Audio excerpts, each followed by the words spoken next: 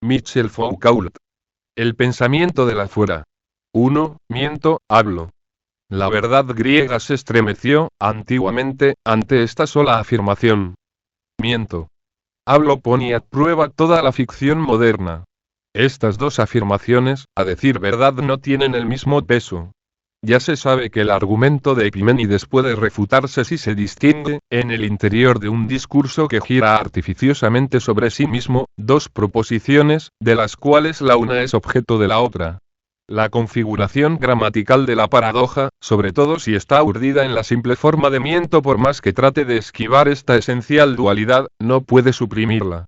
Toda proposición debe ser de un tipo superior a la que le sirve de objeto. Que se produzca un efecto de recurrencia de la proposición objeto a aquella que la designa, que la sinceridad del cretense, en el momento en que habla, se vea comprometida por el contenido de su afirmación, que pueda estar mintiendo al hablar de la mentira, todo esto es menos un obstáculo lógico insuperable que la consecuencia de un hecho puro y simple. El sujeto hablante es el mismo que aquel del que se habla. En el momento en que pronuncio lisa y llanamente hablo, no me encuentro amenazado por ninguno de esos peligros. Y las dos proposiciones que encierra ese único enunciado, hablo y digo que hablo, no se comprometen una a la otra en absoluto. Estoy a buen recaudo en la fortaleza inexpugnable donde la afirmación se afirma, ajustándose exactamente a sí misma, sin desbordar sobre ningún margen ni conjurado toda posibilidad de error, puesto que no digo nada más que el hecho de que hablo. La proposición objeto y aquella que la enuncia se comunican sin ningún obstáculo ni reticencia, no solo por el lado de la palabra de que se trata, sino también por el lado del sujeto que articula esta palabra. Es por tanto verdad, irrefutablemente verdad, que hablo cuando digo que hablo. Pero podría ocurrir que las cosas no fueran tan simples. Si bien la posición formal del hablo no plantea ningún problema específico, su sentido, a pesar de su aparente claridad, abre un abanico de cuestiones quizá ilimitado. Hablo en efecto se refiere a un discurso que, a la vez que le ofrece un objeto, le sirve de soporte. Ahora bien, este discurso está ausente. El hablo no es dueño de su soberanía más que en la ausencia de cualquier otro lenguaje. El discurso del que hablo no preexiste a la desnudez enunciada en el momento en que digo hablo. Y desaparece en el mismo instante en que me callo. Toda posibilidad de lenguaje se encuentra aquí evaporada por la transitividad en que el lenguaje se produce. El desierto es su elemento. ¿A qué extrema sutileza, a qué punto singular y tenue, llegaría un lenguaje que quisiera reivindicarse en la despojada forma del hablo?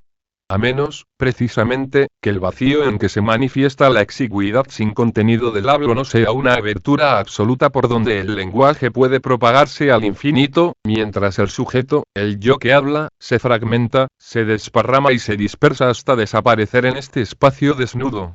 Si en efecto el lenguaje solo tiene lugar en la soberanía solitaria del hablo, nada tiene derecho a limitarlo, ni aquel al que se dirige, ni la verdad de lo que dice, ni los valores o los sistemas representativos que utiliza.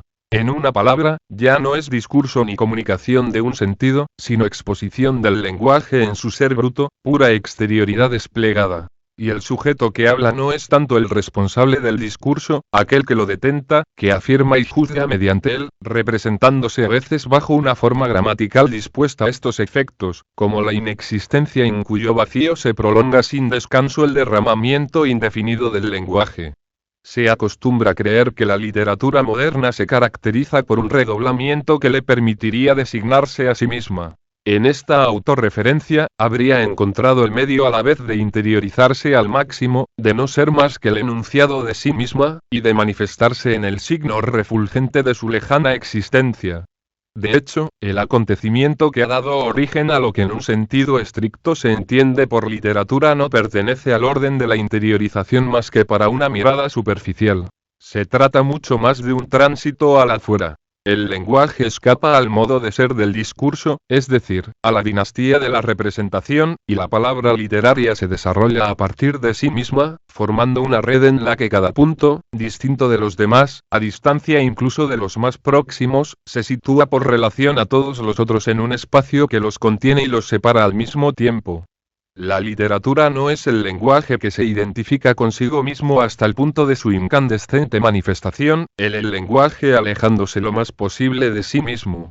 Y si este ponerse fuera de sí mismo, pone al descubierto su propio ser, esta claridad repentina revela una distancia más que un doblez, una dispersión más que un retorno de los signos sobre sí mismos. El sujeto de la literatura, aquel que habla en ella y aquel del que ella habla, no sería tanto el lenguaje en su positividad, cuanto el vacío en que se encuentra su espacio cuando se enuncia en la desnudez del hablo. Este espacio neutro es el que caracteriza en nuestros días a la ficción occidental, y esta es la razón por la que ya no es ni una mitología ni una retórica. Ahora bien, lo que hace que sea tan necesario pensar esta ficción, cuando antiguamente de lo que se trataba era de pensar la verdad, es que el hablo funciona como a contrapelo del pienso.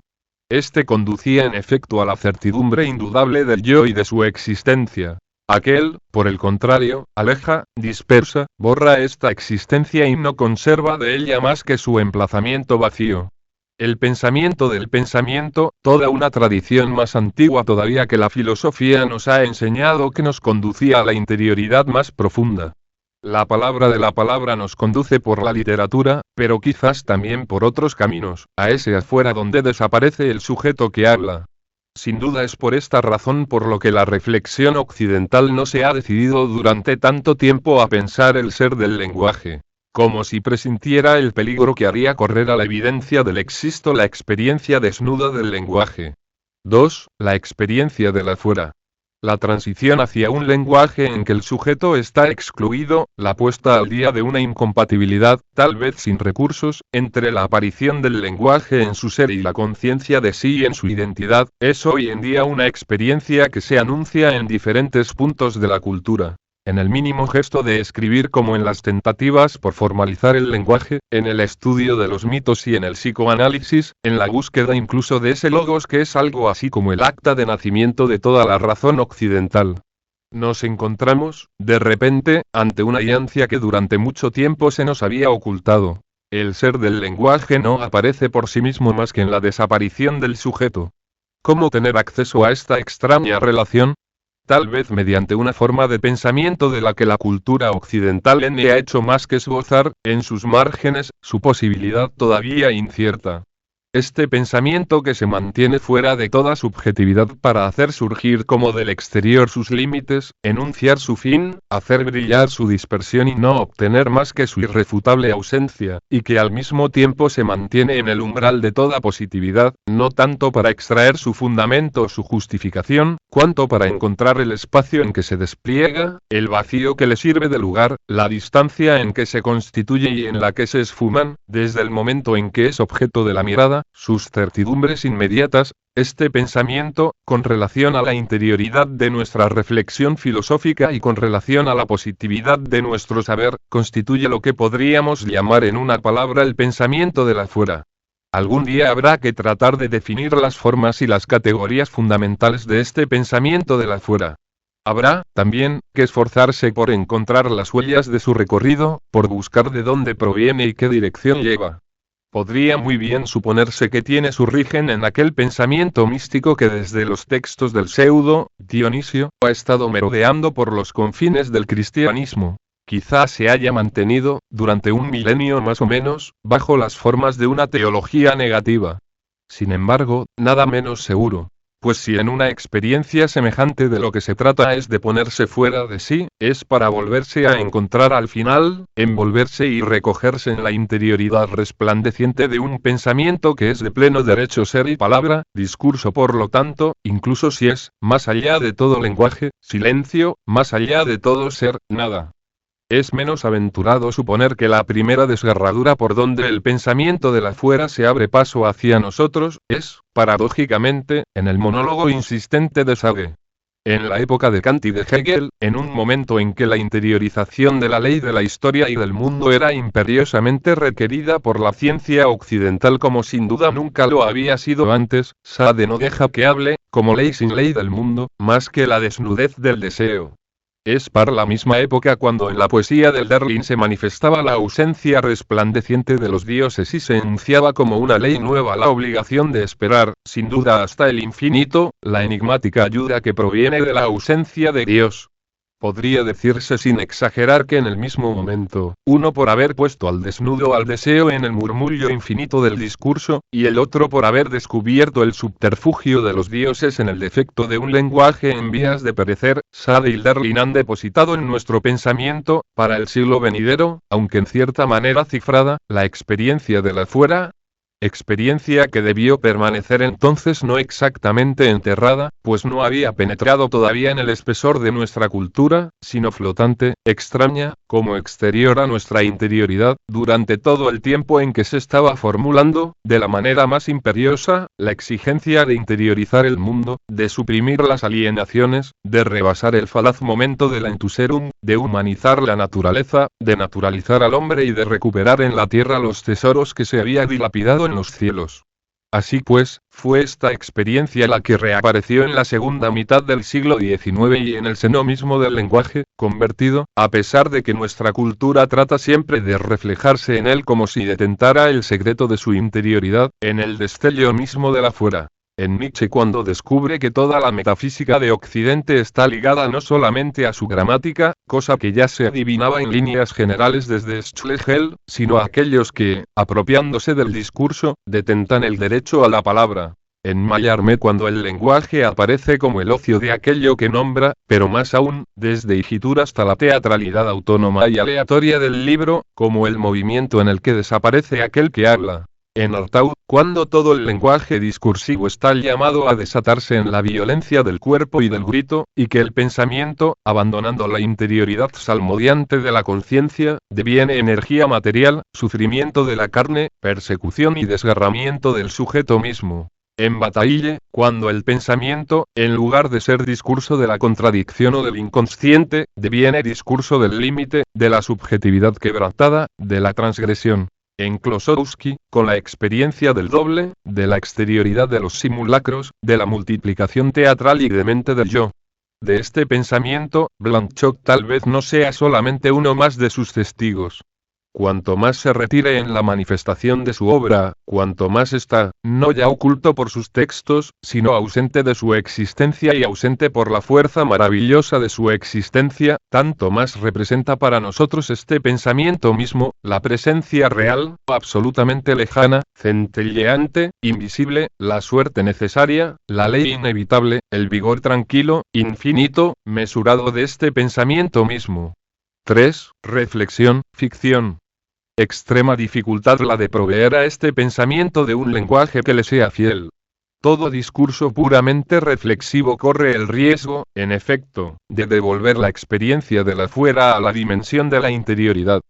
Irresistiblemente la reflexión tiende a reconciliarla con la conciencia y a desarrollarla en una descripción de lo vivido en que el afuera se esbozaría como experiencia del cuerpo, del espacio, de los límites de la voluntad, de la presencia indeleble del otro. El vocabulario de la ficción es igualmente peligroso. En el espesor de las imágenes, a veces en la mera transparencia de las figuras más neutras o las más improvisadas, corre el riesgo de depositar significaciones preconcebidas, que, bajo la apariencia de un afuera imaginado, tejen de nuevo la vieja trama de la interioridad. De ahí la necesidad de reconvertir el lenguaje reflexivo. Hay que dirigirlo no ya hacia una confirmación interior, hacia una especie de certidumbre central de la que no pudiera ser desalojado más, sino más bien hacia un extremo en que necesite refutarse constantemente. Que una vez que haya alcanzado el límite de sí mismo, no vea surgir ya la positividad que lo contradice, sino el vacío en el que va a desaparecer. Y hacia ese vacío debe dirigirse, aceptando su desenlace en el rumor, en la inmediata negación de lo que dice, en un silencio que no es la intimidad de ningún secreto sino el puro afuera donde las palabras se despliegan indefinidamente. Esta es la razón por la que el lenguaje de Blanchot no hace un uso dialéctico de la negación. Negar dialécticamente consiste en hacer entrar aquello que se niega en la interioridad inquieta de la mente. Negar su propio discurso, como lo hace Blanchot, es sacarlo continuamente de sus casillas, despojarlo en todo momento no solo de lo que acaba de decir, sino también del poder de enunciarlo. Consiste en dejarlo allí donde se encuentre, lejos tras de sí, a fin de quedar libre para un comienzo, que es un puro origen, puesto que no tiene por principio más que a sí mismo y al vacío, pero que es también a la vez un recomienzo, ya que ha sido el lenguaje pasado el que profundizando en sí mismo ha liberado este vacío. No más reflexión, sino el olvido. No más contradicción, sino la refutación que anula. No más reconciliación, sino la reiteración. No más mente a la conquista laboriosa de su unidad, sino la erosión indefinida de la fuera. No más verdad resplandeciendo al fin, sino el brillo y la angustia de un lenguaje siempre recomenzado. No una palabra, apenas un murmullo, apenas un escalofrío, menos que el silencio, menos que el abismo del vacío. La plenitud del vacío, algo a lo que no se puede callar, que ocupa todo el espacio, lo ininterrumpido, lo incesante, un escalofrío y acto seguido un murmullo, no un murmullo sino una palabra, y no una palabra cualquiera, sino distinta, justa, a mi alcance. Al lenguaje de la ficción se le pide una conversión simétrica. Este debe dejar de ser el poder que incansablemente produce y hace brillar las imágenes, y convertirse por el contrario en la potencia que las desata, las aligera de todos sus lastres, las alienta con una transparencia interior que poco a poco las ilumina hasta hacerlas explotar y las dispersa en la ingravidez de lo inimaginable. Las ficciones de Blanchot serán, antes que imágenes propiamente dichas, la transformación, el desplazamiento, el intervalo neutro, el intersticio de las imágenes. Son imágenes precisas. Sus figuras se dibujan únicamente en la existencia gris de lo cotidiano y del anonimato. Y cuando dejan sitio a la fascinación, no se trata nunca de ellas mismas, sino del vacío que las rodea, del espacio donde se encuentran sin raíz y sin zócalo. Lo ficticio no se encuentra jamás en las cosas ni en los hombres, sino en la imposible verosimilitud de aquello que está entre ambos. Encuentros, proximidad de lo más lejano, ocultación absoluta del lugar donde nos encontramos.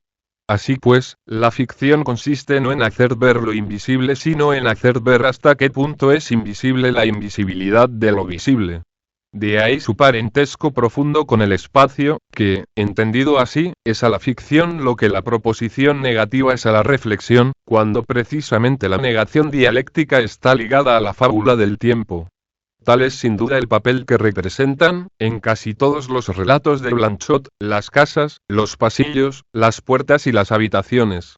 Lugares sin lugar, umbrales atrayentes, espacios cerrados, prohibidos y sin embargo abiertos a los cuatro vientos, pasillos en los que se abren de golpe las puertas de las habitaciones provocando insoportables encuentros, separados por abismos infranqueables para la voz, abismos que ahogan hasta los mismos gritos. Corredores que desembocan en nuevos corredores donde, por la noche, resuenan, más allá del sueño, las voces apagadas de los que hablan, la tos de los enfermos, el estertor de los moribundos, el aliento entrecortado de que no acaba nunca de morirse. Habitación más larga que ancha, estrecha como un túnel, donde la distancia y la proximidad del olvido, la distancia de la espera, se acortan y se ensanchan indefinidamente. De este modo, la paciencia reflexiva, siempre de espaldas a sí misma, y la ficción que se anula en el vacío en que desata sus formas, se entrecruzan para formar un discurso que se presenta sin conclusión y sin imagen, sin verdad ni teatro, sin argumento, sin máscara, sin afirmación, independiente de todo centro, exento de patria y que constituye su propio espacio como el afuera hacia el que habla y fuera del que habla. Como palabra del afuera, acogiendo en sus palabras el afuera al que se dirige, este discurso se abrirá como un comentario. Repetición de aquello que murmura incesantemente. Pero como palabra que sigue permaneciendo en el afuera de aquello que dice, este discurso será una etapa necesaria hacia aquello cuya luz, infinitamente tenue, no ha recibido nunca lenguaje. Este singular modo de ser del discurso, regreso al vacío equívoco del desenlace y del origen define, sin duda, el lugar común de las novelas o relatos de Blanchot y de su crítica. En efecto, a partir del momento en que el discurso deja de resbalar por la pendiente de un pensamiento que se interioriza y, dirigiéndose al ser mismo del lenguaje, vuelve el pensamiento hacia el afuera, es además y de una sola pieza. Meticuloso relato de experiencias, de encuentros, de gestos improbables, lenguaje sobre el afuera de todo lenguaje, palabras sobre la vertiente invisible de las palabras. y meditación sobre aquello que del lenguaje existe de antemano, ha sido ya dicho, impreso, manifestado, escucha no tanto de aquello que se pronuncia en su interior, cuanto del vacío que circula entre sus palabras, del murmullo que está continuamente deshaciéndolo, discurso sobre el no discurso de todo lenguaje, ficción del espacio invisible donde aparece. Esta es la razón por la cual la distinción entre novelas, relatos y crítica se atenúa cada vez más en Blanchot, para terminar por no dejar hablar, en latente loable, más que al lenguaje mismo, lenguaje que no pertenece a nadie, que no es de la ficción ni de la reflexión, ni de lo que ya ha sido dicho, ni de lo que todavía no ha sido dicho, sino entre ambos, como ese lugar con su invariable aire libre, la discreción de las cosas en su estado latente. 4. Ser atraído y negligente. La atracción es para Blanchot lo que, sin duda, es para Sade el deseo, para Nietzsche la fuerza, para Artaud la materialidad del pensamiento, para Bataille la transgresión, la experiencia pura y más desnuda de la fuera. Pero hay que entender bien lo que con esta palabra se está designando. La atracción, tal como la entiende Blanchot, no se apoya en ninguna seducción, no irrumpe ninguna soledad, no funda ninguna comunicación positiva. Ser atraído, no consiste en ser incitado por el atractivo del exterior, es más bien experimentar, en el vacío y la indigencia, la presencia del afuera, y, ligado a esta presencia, el hecho de que uno está irremediablemente fuera del afuera. Lejos de llamar a la interioridad a aproximarse a otra distinta, la atracción manifiesta imperiosamente que el afuera está ahí, abierto, sin intimidad, sin protección ni obstáculo, ¿cómo podría tenerla, el que no tiene interioridad, sino que la despliega al infinito fuera de toda clausura? Pero que a esta abertura misma, no es posible acceder, pues el afuera no revela jamás su esencia. No puede ofrecerse como una presencia positiva, como una cosa iluminada desde el interior por la certidumbre de su propia existencia, sino únicamente como la ausencia que se retira lo más lejos posible de sí misma y se abisma en la señal que emite para que se avance hacia ella, como si fuera posible alcanzarla. Maravillosa simplicidad de la abertura, la atracción no tiene otra cosa que ofrecer más que el vacío que se abre indefinidamente bajo los pasos de aquel que es atraído, más que la indiferencia que le recibe como si él no estuviera allí, más que el mutismo demasiado insistente como para que se le resista, demasiado equívoco como para que se le pueda descifrar y darle una interpretación definitiva. Nada que ofrecer más que la seña de una mujer en la ventana, una puerta batiente, las sonrisas de un portero a la entrada de un lugar ilícito, una mirada abocada a la muerte. La atracción tiene como correlato necesario la negligencia. De una a otra, las relaciones son complejas. Para poder ser atraído, el hombre debe ser negligente, de una negligencia esencial que no concede ninguna importancia a aquello que está haciendo. Thomas, en Aminadad, solo franquea la puerta de la fabulosa pensión por negligencia a entrar en la casa de enfrente, y tiene por inexistente su pasado, sus parientes, toda su otra vida que se encuentra de este modo proyectada hacia el afuera, ni en la pensión de Aminadad, ni en la ciudad de Le Tresaut, ni en el sanatorio de Le Dernier Homme, ni en el apartamento de Un Moment Boulus, se sabe lo que ocurre en el exterior, ni importa saberlo. Se está fuera de ese afuera que no está representado, pero sí insinuado continuamente en la blancura de su ausencia, en la palidez de un recuerdo abstracto, o todo lo más en la reverberación de la nieve a través de una ventana. Una negligencia semejante no es, a decir verdad, más que la otra cara del celo, de esa aplicación muda, injustificada, obstinada, a pesar de todos los contratiempos, en dejarse atraer por la atracción, o más exactamente, puesto que la atracción no tiene positividad, en ser en el vacío el movimiento sin fin y sin móvil de la atracción misma. Klosowski tiene 1000 veces razón al subrayar que Henry, el personaje de Le Tresaut, se llama Sorge, inquietud, un nombre que solo aparece citado 2 o 3 veces en el texto.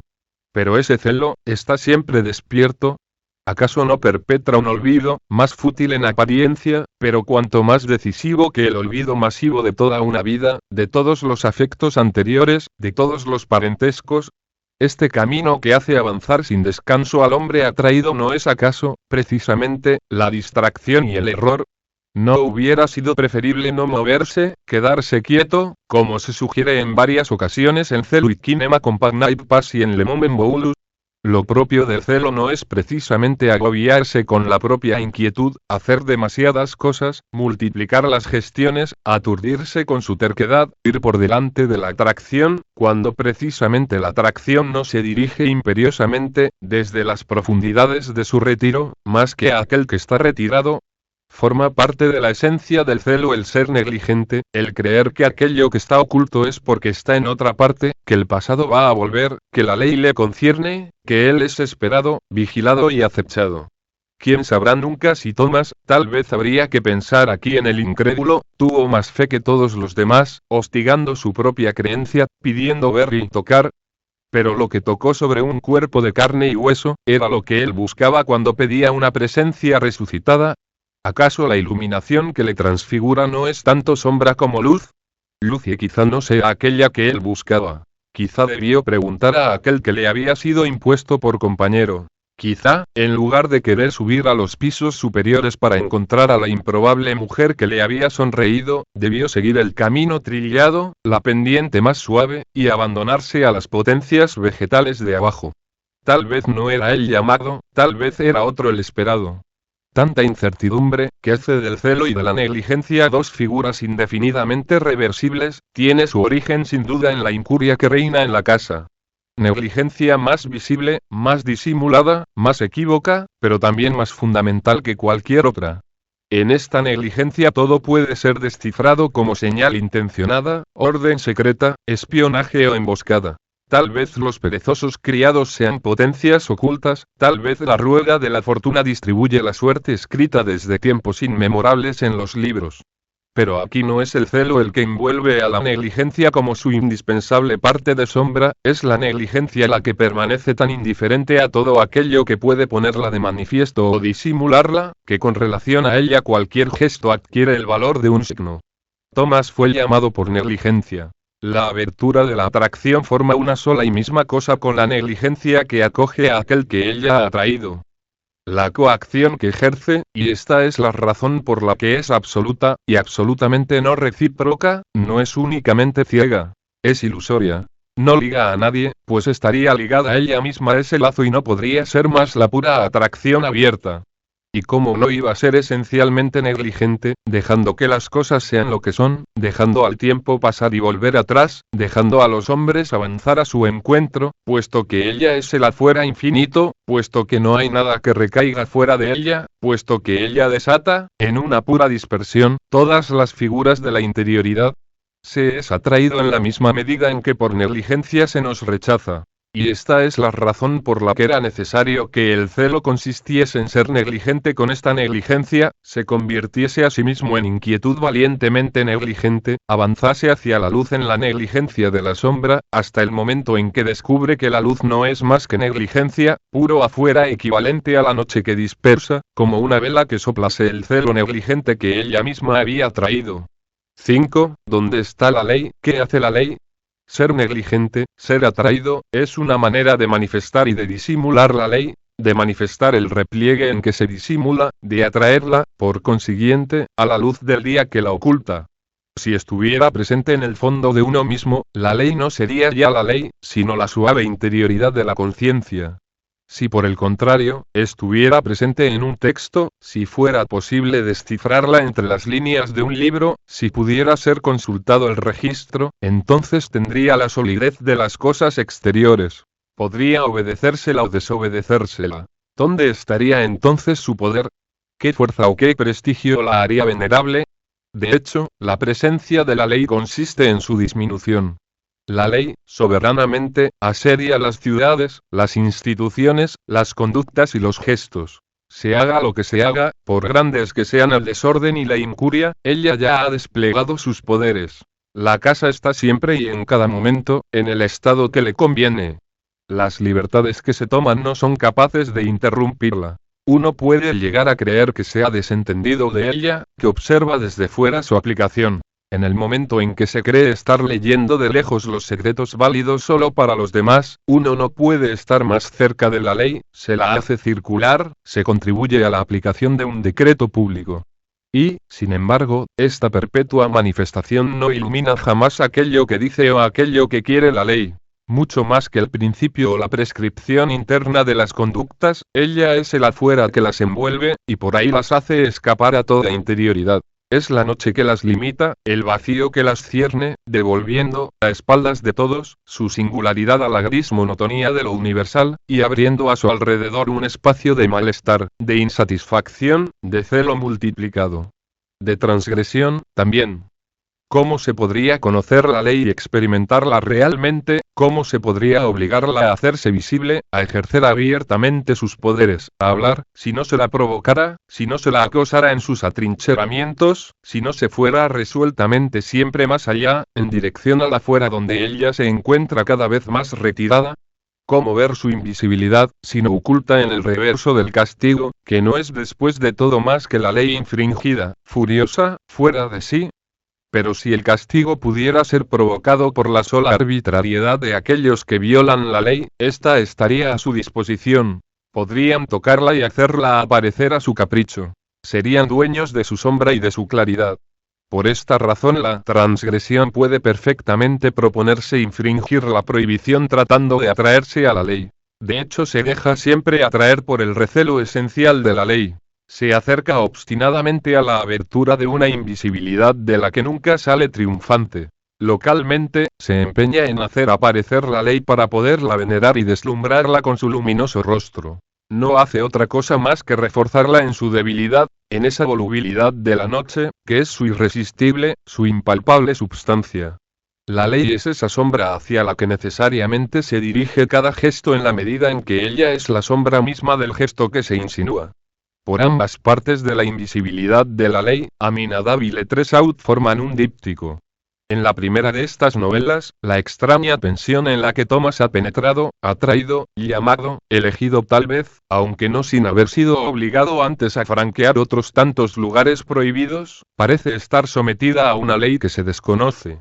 Su proximidad y su ausencia están continuamente recordadas por puertas ilícitas y abiertas, por la gran rueda que distribuye las suertes indescifrables o en blanco, por el hundimiento de un piso superior, de donde había provenido la llamada, de donde provienen las órdenes anónimas, pero donde nadie ha conseguido tener acceso. El día en que algunos pretendieron violar la ley en su guarida, se encontraron a la vez con la monotonía del lugar donde se hallaban, con la violencia, la sangre, la muerte, el derrumbamiento, en fin, la resignación, la desesperación, y la desaparición voluntaria, fatal, en el afuera.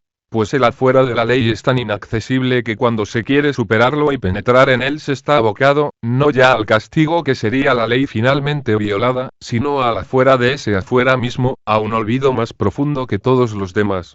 En cuanto a los criados, a aquellos que por oposición a los pensionistas son de la casa y que, guardianes y sirvientes deben representar la ley tanto para aplicarla como para someterse silenciosamente a ella, nadie sabe, ni siquiera ellos, a qué sirven, la ley de la casa o la voluntad de los huéspedes. Se ignora incluso si no serán pensionistas convertidos en sirvientes.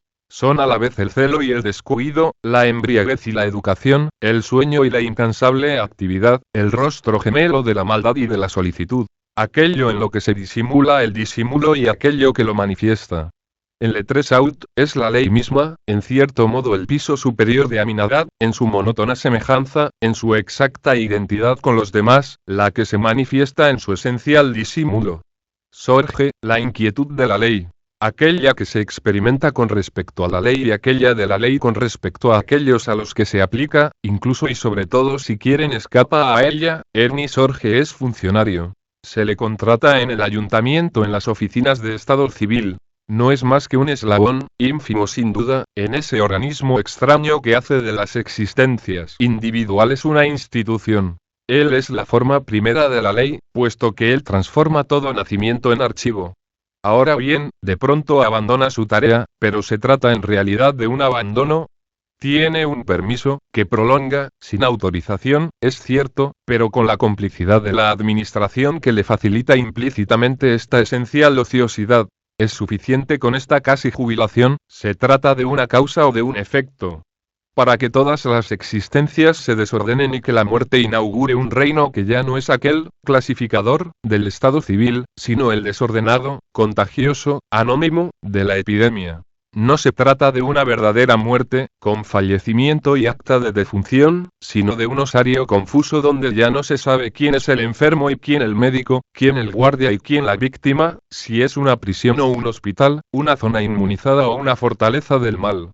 Se han roto las barreras y todo se desborda. Estamos bajo la tiranía de las aguas que suben, el reino de la humedad sospechosa, de las filtraciones, de los abscesos, de los vómitos. Las individualidades se disuelven. Los cuerpos sudorosos se derriten contra las paredes. Gritos interminables se escuchan a través de los dedos que tratan de ahogarlos. Y, a pesar de todo, cuando abandona el servicio del Estado donde él debía poner orden en la existencia del prójimo, Sorge no se pone fuera de la ley. La fuerza, por el contrario, a manifestarse en aquel lugar vacío que él acaba de abandonar. En el movimiento con el que borra su existencia singular y la sustrae a la universalidad de la ley, la exalta, la sirve, demuestra su perfección, la obliga, pero ligándola a su propia desaparición, lo que en un sentido es lo contrario de la existencia transgresiva tal y como Buxodor te dan ejemplo de ella. Así pues, no es más que la ley misma. Pero la ley no puede responder a esta provocación más que con su propia retirada. No porque se repliegue en un silencio más profundo todavía, sino porque ella permanece en su inmovilidad idéntica. Uno puede precipitarse perfectamente en un vacío abierto. Pueden muy bien formarse complots, extenderse rumores de sabotaje, los incendios, los asesinatos pueden muy bien ocupar el lugar del orden más ceremonioso. El orden de la ley no habrá sido jamás tan soberano, puesto que ahora abarca todo aquello que quiere derribarlo. Aquel que, contra ella, quiera fundar un orden nuevo, organizar una segunda policía, instituir otro Estado, se encontrará siempre con la acogida silenciosa e infinitamente complaciente de la ley. Esta, a decir verdad, no cambia. Ya ha descendido de una vez por todas a la tumba y cada una de sus formas no será más que una metamorfosis de aquella muerte que no llega nunca. Bajo una máscara transpuesta de la tragedia griega, con una madre amenazadora y piadosa como Clitemnestra, un padre desaparecido, una hermana ofuscada por su duelo, un suegro todopoderoso y astuto, Sorge es un Orestes sumiso, un Orestes inquieto por escapar a la ley para mejor someterse a ella. Obstinándose por vivir en el barrio apestado, es también el dios que acepta morir entre los hombres, pero que, no consiguiendo morir, deja vacante la promesa de la ley, liberando un silencio que desgarra el grito más hondo. ¿Dónde está la ley? ¿Qué hace la ley? Y cuando, mediante una nueva metamorfosis o una nueva coincidencia con su propia identidad, es reconocido, nombrado, denunciado, venerado y escarnecido por la mujer que se parece extrañamente a su hermana, entonces él, el detentador de todos los nombres, se transforma en una cosa innombrable, una ausencia ausente, la presencia informe del vacío y el mudo horror de esta presencia. Pero tal vez esta muerte de Dios sea lo contrario de la muerte, la ignominia de una cosa fofa y viscosa que palpita eternamente. Y el gesto que se esboza para matarla libera finalmente su lenguaje. Un lenguaje que no tiene más que decir que el hablo, estoy hablando de la ley, que se mantiene indefinidamente, por la sola proclamación de ese lenguaje, en el afuera de su mutismo. 6. Eurídice y las sirenas. Tan pronto como se lo mira, el rostro de la ley se da media vuelta y entra en la sombra. En cuanto uno quiere oír sus palabras, no consigue oír más que un canto que no es otra cosa que la mortal promesa de un canto futuro. Las sirenas son la forma inasequible y prohibida de la voz atrayente. Ellas no son más que canto. Simple estela plateada sobre el mar, cresta de la ola, gruta abierta en los acantilados, playa de blancura inmaculada, ¿qué otra cosa pueden ser, en su ser mismo, sino la pura llamada, el grato vacío de la escucha, de la atención, de la invitación al descanso? Su música es todo lo contrario de un himno. Ninguna presencia brilla en sus palabras inmortales. Solo la promesa de un canto futuro recorre su melodía. Y seducen no tanto por lo que dejan oír, cuanto por lo que brilla en la lejanía de sus palabras, el provenir de lo que están diciendo. Su fascinación no nace de su canto actual, sino de lo que promete que será ese canto. Ahora bien, lo que las sirenas prometen cantar a Ulises, es el pasado de sus propias hazañas, transformadas para el futuro en poema. Conocemos las penalidades, todas las penalidades que los dioses en los campos de Troya infligieron a los pueblos de Argos y de Troya. Singular ofrecimiento, el canto no es más que la atracción del canto, y no promete al héroe más que la repetición de aquello que ya ha vivido, conocido, sufrido, pura y simplemente aquello que es él mismo. Promesa a la vez falaz y verídica. Miente, puesto que todos aquellos que se dejarán seducir y dirigirán sus navíos hacia las playas, no encontrarán más que la muerte. Pero dice la verdad, puesto que es a través de la muerte como el canto podrá elevarse y contar al infinito la aventura de los héroes.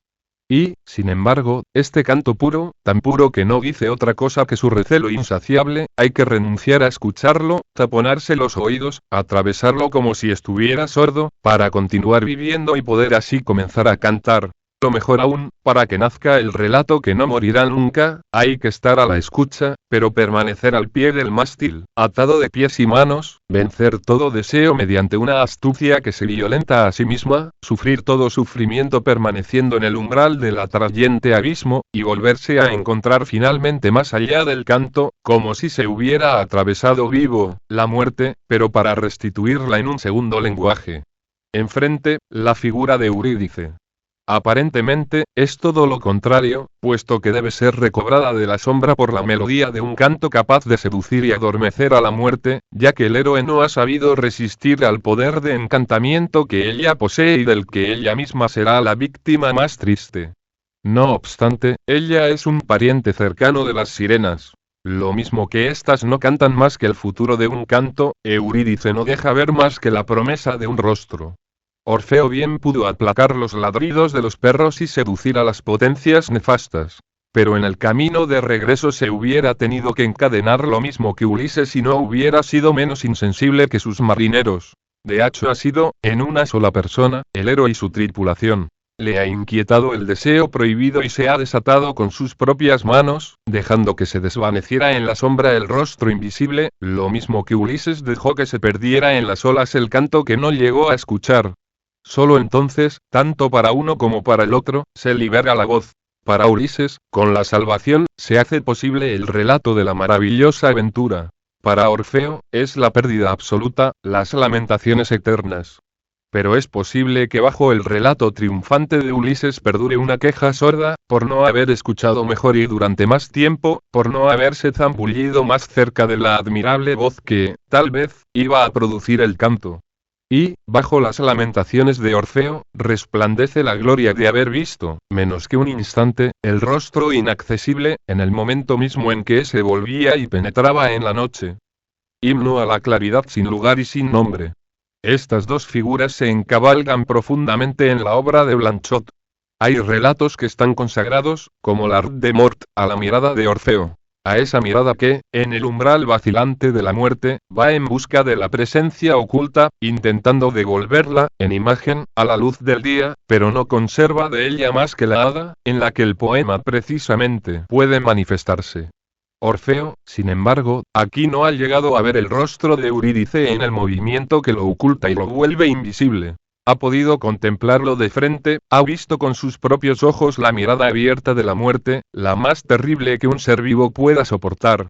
Y es esa mirada, lo mejor aún, la mirada del narrador sobre esa mirada, la que libera un extraordinario poder de atracción. Es ella la que, a mitad de la noche, hace surgir una segunda mujer en una estupefacción cautiva para imponerle finalmente la mascarilla de escayola donde podrá contemplarse cara a aquello que va a vivir por toda la eternidad. La mirada de Orfeo ha recibido el poder mortal que cantaba en la voz de las sirenas. Del mismo modo, el narrador de Le Moment Boulu viene a buscar a Judith al lugar prohibido en que está encerrada. Contra toda previsión, la encuentra sin dificultad, como una Eurídice demasiado cercana que viniera a ofrecerse en un retorno imposible y feliz. Pero detrás de ella, la figura que la vigila y a la que él acaba de arrancársela es menos la diosa inflexible y sombría que una pura voz indiferente y neutra, escondida en una región vocal donde se despoja tan completamente de todas las perfecciones superfluas que parece privada de sí misma. Justa, pero de una manera que recuerda a la justicia cuando se entrega a todas las fatalidades negativas. Esta voz que canta sin palabras y que deja oír tampoco ¿no es acaso la de las sirenas, de las que toda su seducción consiste en el vacío que abren, en la inmovilidad fascinante que provocan en aquellos que las escuchan? 7. El compañero. Ya desde los primeros síntomas de la atracción, en el momento en que apenas se dibuja la retirada del rostro deseado, en que apenas se distingue ya en el encabalgamiento del murmullo la firmeza de la voz solitaria, se produce algo así como un movimiento suave y violento a la vez que irrumpe en la interioridad, la pone fuera de sí dándole la vuelta y hace surgir a su lado, o más bien del lado de acá, la figura secundaria de un compañero siempre oculto, pero que se impone siempre con una evidencia imperturbable. Un doble a distancia, una semejanza que nos hace frente. En el momento en que la interioridad es atraída fuera de sí, una fuera se hunde en el lugar mismo en que la interioridad tiene por costumbre encontrar su repliegue y la posibilidad de su repliegue. Surge una forma, menos que una forma, una especie de anonimato informe y obstinado, que desposee al sujeto de su identidad simple, lo vacía y lo divide en dos figuras gemelas aunque no superponibles, lo desposee de su derecho inmediato a decir yo y alza contra su discurso una palabra que es indisociablemente eco y denegación. Prestar oídos a la voz argentina de las sirenas, volverse hacia el rostro prohibido que hurta la mirada, no es únicamente saltarse la ley para afrontar la muerte, como tampoco abandonar el mundo ni el olvido de la apariencia, es sentir de repente crecer en uno mismo un desierto, al otro extremo del cual, aunque esta distancia sin medida es tan delgada como una línea, espejea un lenguaje sin sujeto designable, una ley sin Dios, un pronombre personal sin persona, un rostro sin expresión y sin ojos, un otro que es el mismo. Es en este desgarramiento y en este lazo donde reside en secreto el principio de la atracción. En el momento en que uno pensaba estar fuera de sí atraído por una lejanía inaccesible, ¿no se trataba acaso, sencillamente, de esta sorda presencia que empujaba en la sombra con todo su fatal ímpetu? El afuera vacío de la atracción es tal vez idéntico a aquel otro, tan cercano, del doble.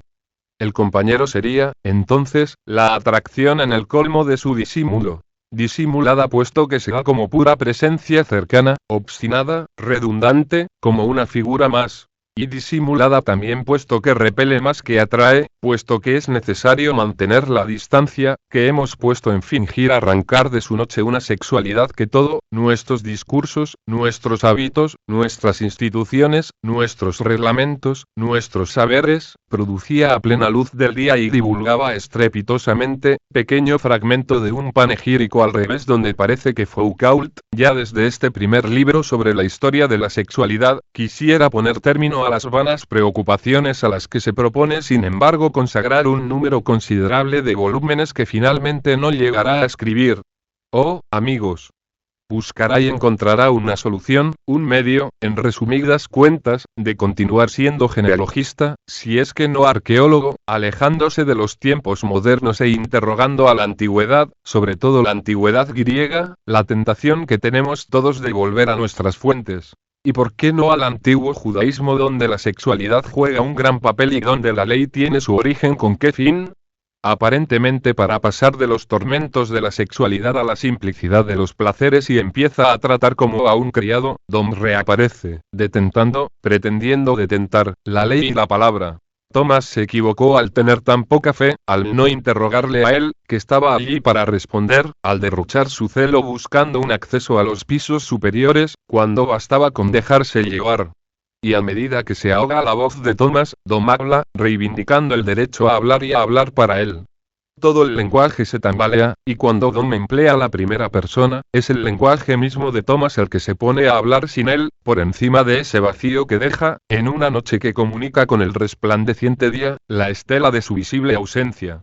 El compañero está también, de una manera indisociable, lo más cerca y lo más lejos posible. En Le Tresaut, está representado por Dorte, el hombre de abajo. Ajeno a la ley, ajeno al orden de la ciudad, representa la enfermedad en estado salvaje, la muerte misma diseminada a través de la vida. Por oposición al Altísimo, él es el ínfimo. Y, sin embargo, se encuentra en la más obsesiva de las proximidades. Es familiar sin comedimiento, pródigo en confidencias, presente con una presencia múltiple e inagotable. Es el eterno vecino. Su tos atraviesa puertas y paredes, su agonía resuena a través de toda la casa y, en este mundo en que la humedad rezuma, en que las aguas suben por todas partes, he aquí que la carne misma de Dorte, su fiebre y su sudor, atraviesan el tabique y forman una mancha, del otro lado, en la habitación de Sorge. Cuando por fin muere, aullando, con una última transgresión, que no está muerto, su grito se queda en la mano que lo ahoga y vibrará indefinidamente en los dedos de Sorge. La carne de este, sus huesos, su cuerpo, serán durante mucho tiempo, esta muerte con el grito que la niega y la afirma. Sin duda es en este movimiento, mediante el cual el lenguaje gira sobre su eje, donde se manifiesta de forma más exacta la esencia del compañero obstinado. No es, en efecto, un interlocutor privilegiado, cualquier otro sujeto hablante, sino el límite sin nombre contra el que viene a tropezar el lenguaje. Este límite todavía no tiene nada positivo. Es más bien el desmesurado fondo en el que el lenguaje se pierde continuamente, pero para volver idéntico a sí mismo, como si fuera el eco de otro discurso que dijera lo mismo, o de un mismo discurso que dijera otra cosa. Aquel que no me acompañaba no tiene nombre, y quiere mantenerse en este anonimato esencial. Es un él sin rostro y sin mirada, no puede ver más que a través del lenguaje de otro que pone a las órdenes de su propia noche. Se acerca así lo más posible a ese yo que habla en primera persona y del que recupera las palabras y las frases en un vacío sin límites. Y, sin embargo, nada lo une a él, una distancia desmesurada lo separa. Esta es la razón por la que aquel que dice yo debe continuamente acercarse a él para encontrar por fin ese compañero que no le acompaña o ligarse a él con un lazo lo suficientemente positivo como para poder ponerlo de manifiesto al desatarlo. Ningún pacto los mantiene atados y sin embargo están fuertemente ligados gracias a una constante interrogación, describa lo que está viendo. ¿Qué está escribiendo ahora? Y al discurso ininterrumpido que pone de manifiesto la imposibilidad de una respuesta. Como si, en esta retirada, en este hueco que quizás no sea más que la irresistible erosión de la persona que habla, se liberara el espacio de un lenguaje neutro. Entre el narrador y ese compañero indisociable que no le acompaña, a lo largo de esa delgada línea que los separa como separa también el yo que habla del él que él es en su ser hablado, se precipita todo el relato, desplegando un lugar sin lugar que es el afuera de toda palabra y de toda escritura, y que las hace aparecer, las desposee, les impone su ley, y manifiesta en su desarrollo infinito su reverberación de un instante, su fulgurante desaparición. 8. Ni uno ni otro. A pesar de algunas consonancias, estamos muy lejos aquí de la experiencia en que algunos acostumbran a perderse para volverse a encontrar. Con su arrebato característico, la mística trata de alcanzar, aunque para ello tenga que atravesar esa noche oscura, la positividad de una existencia entablando con ella una difícil comunicación. E incluso cuando esta existencia duda de sí misma, se abisma en el trabajo de su propia negatividad para retirarse indefinidamente en un día sin luz, en una noche sin sombra, en una pureza sin nombre, en una visibilidad sin obstáculo, no por ello es menos un abrigo donde la experiencia puede encontrar reposo. Abrigo que acoge lo mismo a la ley de una palabra que a la superficie abierta del silencio. Ya que según la forma de la experiencia, el silencio es el soplo inaudible, primero, desmesurado, de donde puede venir todo discurso manifiesto. Pero también, la palabra es el reino que tiene el poder de contenerse en la suspensión de un silencio. Pero no es nada de esto de lo que se trata en la experiencia del afuera. El movimiento de la atracción, la retirada del compañero, ponen al desnudo aquello que es ante todo palabra, por debajo de todo mutismo. El goteo continuo del lenguaje. Lenguaje que no es hablado para nadie. Todo sujeto no representa más que un pliegue gramatical. Lenguaje que no se resuelve en ningún silencio. Toda interrupción no forma más que una mancha blanca en ese mantel sin costuras. Abre un espacio neutro donde ninguna existencia puede arraigarse. Se sabía desde Mallarmé que la palabra es la inexistencia manifiesta de aquello que designa. Ahora se sabe que el ser del lenguaje es la visible desaparición de aquel que habla. Decir que entiendo estas palabras no sería explicarme la extrañeza peligrosa de mis relaciones con ellas, no hablan, no son interiores, más bien al contrario, carecen de intimidad, y al estar todo afuera, aquello que designan me aboca hacia ese afuera de toda palabra, aparentemente más secreto y más interior que la palabra del fuero interno, aunque aquí, el afuera está vacío, el secreto no tiene profundidad, no se repite más que el vacío de la repetición, aquello que no habla y que, sin embargo, ha sido dicho para siempre. Es este anonimato del lenguaje liberado y abierto hacia su propia ausencia de límite al que conducen las experiencias que narra Blanchot. En este espacio murmurante encuentran menos su término que el lugar sin geografía de su posible repetición.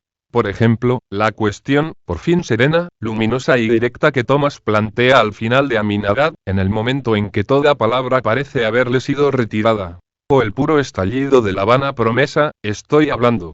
En Letters Out.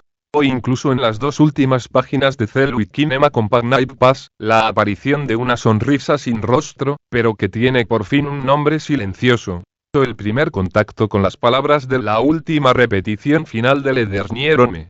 El lenguaje se descubre entonces libre de todos los viejos mitos en que se ha formado nuestra conciencia de las palabras, del discurso, de la literatura. Durante mucho tiempo se creyó que el lenguaje era dueño del tiempo, que servía tanto como vínculo futuro en la palabra dada que como memoria y relato. Se creyó que era profecía o historia. Se creyó también que su soberanía tenía el poder de hacer aparecer el cuerpo visible y eterno de la verdad. Se creyó que su esencia se encontraba en la forma de las palabras o en el soplo que las hacía vibrar. Pero no es más que rumor informe y fluido, su fuerza está en su disimulo. Por eso es una sola y misma cosa con la erosión del tiempo. Es olvido sin profundidad y vacío transparente de la espera. En cada una de sus palabras, el lenguaje se dirige hacia contenidos que le son previos. Pero en su ser mismo y con tal que se mantenga lo más cerca posible de su ser, no se despliega más que en la pureza de la espera.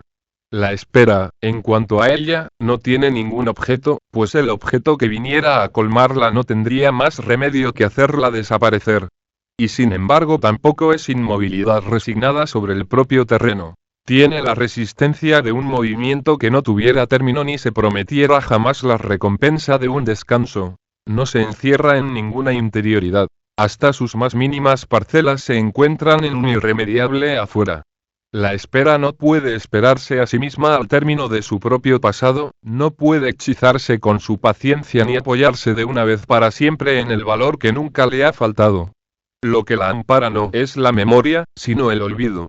Este olvido, sin embargo, no hay que confundirlo ni con la disipación de la distracción, ni con el sueño en que se adormecería la vigilancia. Está hecho de una vigilia tan despierta, tan lúcida, tan madrugadora que es más bien holganza de la noche y pura abertura a un día que no ha llegado todavía. En este sentido el olvido es la atención más extremada, tan extremada que hace desaparecer cualquier rostro singular que pudiera ofrecérsele. Desde el momento en que está determinada, una forma es a la vez demasiado vieja y demasiado nueva, demasiado extraña y demasiado familiar como para no ser inmediatamente rechazada por la pureza de la espera y condenada por lo mismo a la inminencia del olvido. Es en el olvido donde la espera se mantiene como una espera. Atención aguda a aquello que sería radicalmente nuevo, sin punto de comparación ni de continuidad con nada, novedad de la espera fuera de sí y libre de todo pasado, y atención a aquello que sería lo más profundamente viejo, puesto que en las profundidades de sí misma la espera no ha dejado nunca de esperar. En su ser que espera y olvida, en ese poder de disimulo que borra toda significación determinada y la existencia misma de aquel que habla, en esa neutralidad gris que es el refugio esencial de todo ser y que libera así el espacio de la imagen, el lenguaje no es ni la verdad ni el tiempo, ni la eternidad ni el hombre, sino la forma siempre rehecha del afuera. Sirve para comunicar, o mejor aún deja ver en el relámpago de su oscilación indefinida, el origen y la muerte, su contacto de un instante mantenido en un espacio desmesurado.